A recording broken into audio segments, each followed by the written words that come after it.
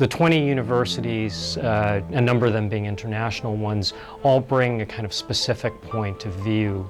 And to me, that's where it really gets interesting, because what you see on the mall then isn't actually as simple as just that 800 square foot solar house, but it brings in lots of other discussions. People will talk about local food, about organics, about, clean indoor environments, VOCs, sick building syndrome.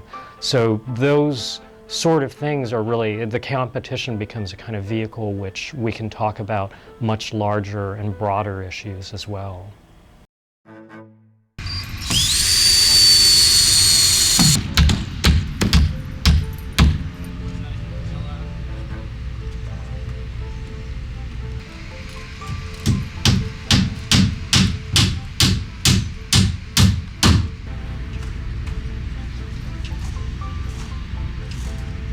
Essentially where we are now is all the rough framing is just about wrapped up. Working on some last little details inside, and then we have to finish the sheeting just around the base. I would say in terms of schedule, we're about where we thought we would be. Kind of the next crucial things are getting things like windows, siding, roofing, those types of things ordered so we can get the building dried in. And then start to work on the interior. What we've put on paper actually coming to life. Certainly it's exciting, watching the walls go up, get sort of a roof structure in there, but at that point it's still just a skeleton. For me, I'm really starting to get a sense of this space now that the sheathing is on. And then I would say just in terms of personal satisfaction, it's just kind of inherently satisfying to see something that you've worked so hard on paper sort of come into reality. So, at the end of each day you've got something tangible and say, okay, this is what we accomplished today, and sort of look forward to the next day.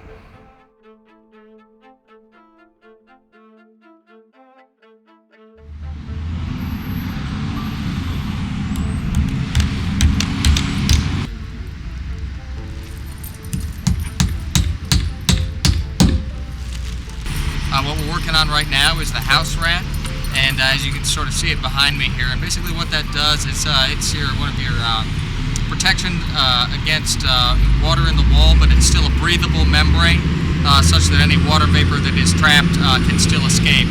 And it's pretty simple to install. It's almost like wrapping a present, only it's as large as a house. We use these small button cap nails to nail it up, and then we'll eventually go back with their special seam tape and put a little piece of tape over each nail and over each seam to ensure that we've got a watertight system. And then the next step after this will be installing wood furring, and also then a half-inch layer of rigid insulation around the entire outside. And what that'll do is that'll eliminate thermal bridging through the studs, which is a main cause of energy loss in traditional homes. So the last few days we've been hard at work installing the windows for the house. In terms of installation, they're really not that much different than your typical house window, so construction techniques are the same. But these units here, they're Pella triple glazed units. They've got a low E coating, which stands for low emissivity, and they're also filled with argon gas. And what that does is that triple glazing with the gas and the low E coating, it significantly reduces unwanted heat gain during the summer, especially here on this west face. And then also too has just a much lower U value, which the inverse of that then is a much higher R value, so they're a lot more energy efficient. They've been actually pretty easy to install. Some of these end units actually came ganged together in groups of 6, so they were, other than being a little bit heavy, the installation went really quick because we could install them all as one unit. So we're just wrapping up the doors, putting our final shims in, and sealing around each window with expanding foam to make sure that we don't have any air leakage. And once we're done with that, the windows will be complete. We'll also need a piece of 2x. Back to you, Steve. Back to you. There we go. Thank you. Lean in a little at the top. Yeah, good. B screw.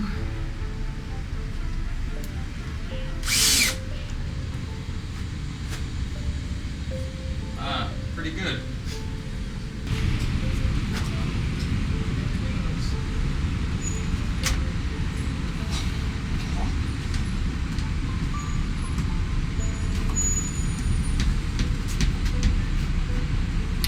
All right, get a level on there.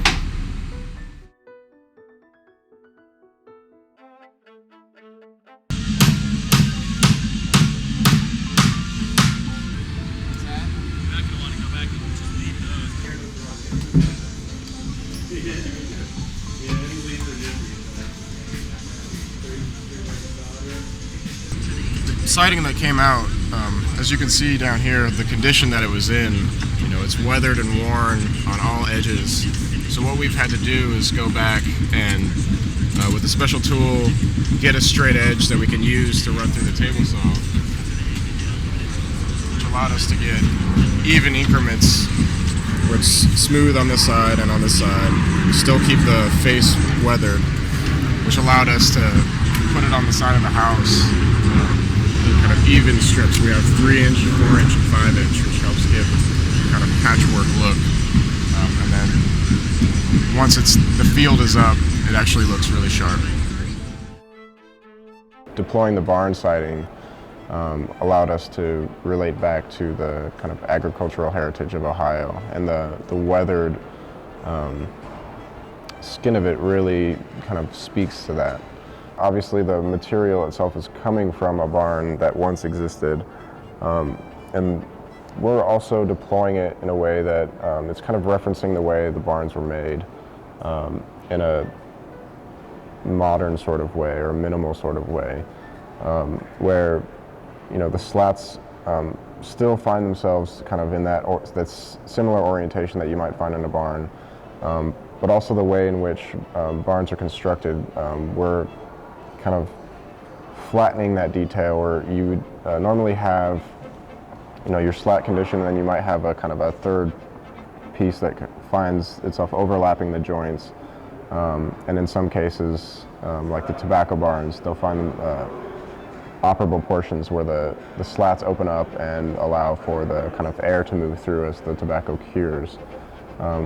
We're sort of reducing it in the way that we deploy the barn material as the rain screen allows us to kind of keep it away from the house and separate it, so that third element is not required, but it still allows the air to kind of move through and allows the wood to dry naturally as it gets wet, and allows air to pass through as it needs to.